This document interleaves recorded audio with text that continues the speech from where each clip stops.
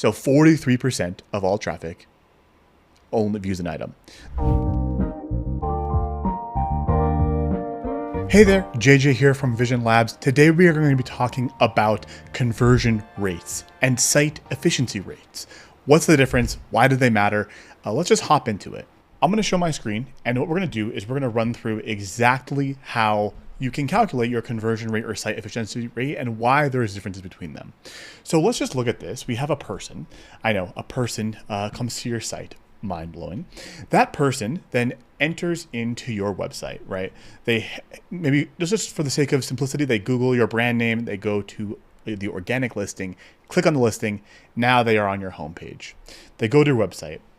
They then will conduct their research, right? They'll go to a PDP, a product page, right? And then from that PDP, they will go through the checkout process and they will end up purchasing. Okay, so they run through the entire checkout flow, bada bing, bada boom.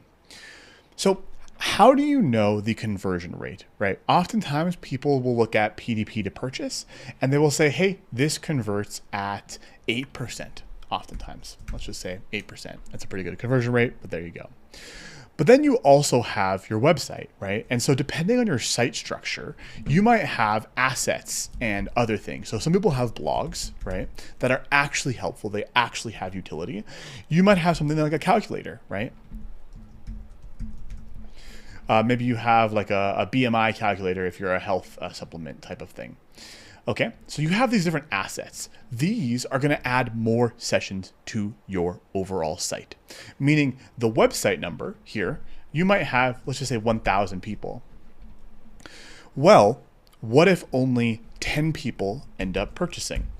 The conversion rate from website to purchase will end up being 1%, right? You have 1% of people going from website to purchase because you have all of your blog traffic, your calculator traffic. Your quality of traffic has diminished, but the volume of sales might have increased, right? Because 1% of a million is much more than 3% of 1,000. You get the idea. So that is your overall site conversion rate, right? It's this number in total website sessions under the number of purchases. What you can also look at is the item conversion rate. So here we might have an item. Let's just call this my super cool t-shirt. And what you can do is you can look at the number of people who have viewed your super cool t-shirt and then the number of people who actually purchased that super cool t-shirt. This will give you an item conversion rate. Let's just say it converts at 4%. Okay, so your super cool t-shirt converts at 4%. You could then layer in the overall site. Okay, so now we have two different conversion rates we really have to consider. Your site efficiency, so how efficient your site is at converting people. That is your total number of sessions divided by total number of purchases, and that gives you your site purchase rate.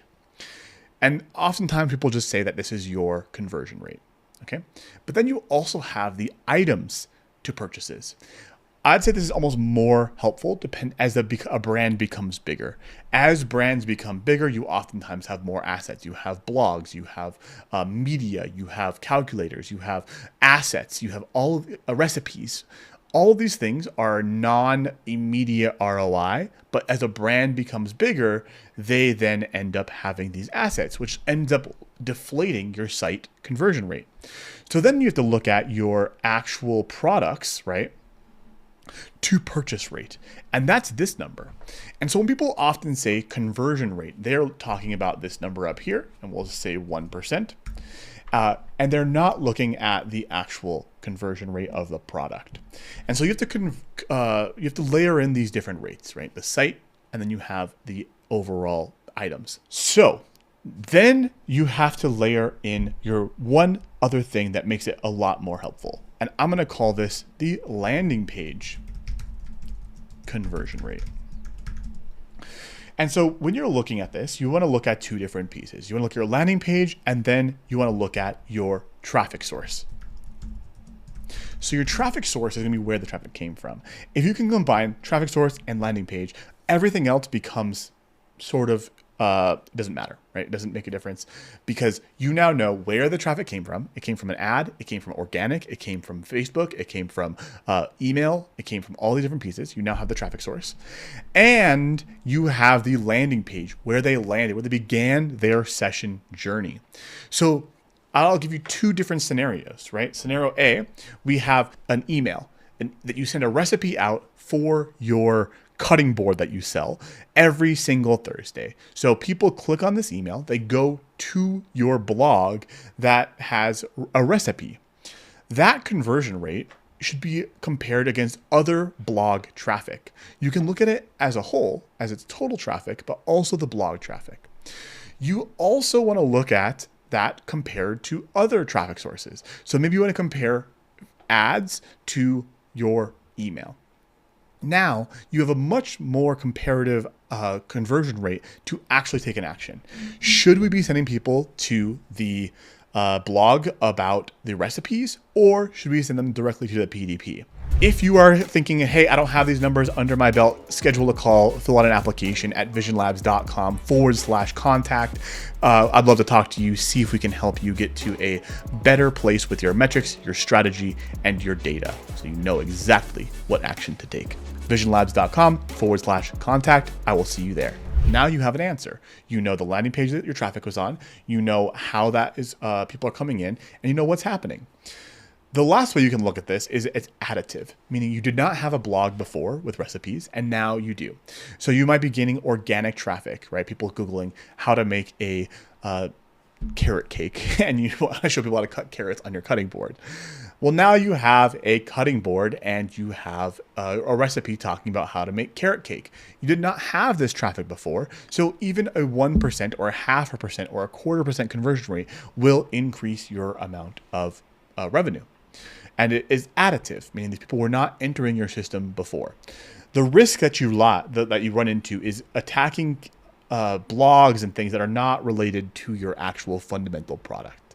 You don't have the actual traffic that's looking for things that are related to your product. You see this happen in software all the time.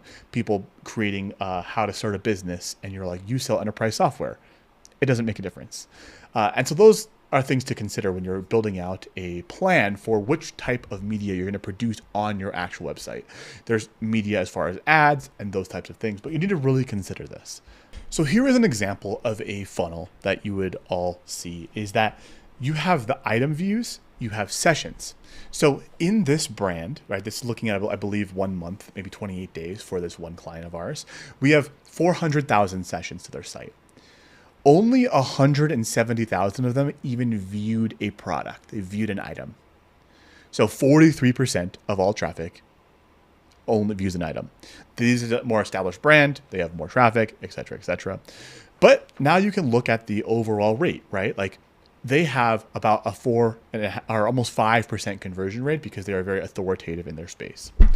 Now you can look at that over time, right? So we take that same exact number of our conversion rates and we say, okay, we're getting about 100,000 sessions per week.